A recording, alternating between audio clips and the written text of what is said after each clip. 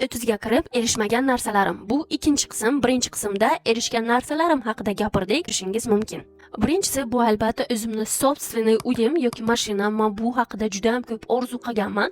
Nima uchundir qiz bolaligimda men hech ham pul to'plab bilmasdim. Bu xarakter keyinchalik to'ydan keyin keldi menga. Lekin hech ham men расстроиться qilmayman, потому что men juda ham zo'r hayot yashab kelganman. То есть u bu joylarga borganman, o'zimga kiyim olganman. Kichkinaligimda nima men o'zimga позволить qilib bilmasdim. Shu narsani qiz bolaligimda позволять qilib oyliklarimdan o'zimga sarflardim. Ikkinchisi bu kollej yoki institutga kirmaganim, chunki o'sha payti bizning sharoitimiz yo'q edi. Juda ham medik bo'lishni xohlardim. Lekin kollej yoki institut sizni kelajakda qanaqa odam, nimaga erishganingizni hal qilmaydi. Bu siz ham odamlar qiladigani, erishadi.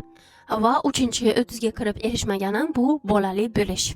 Bu gapim bilan bu temaga tabu qo'ymayapman.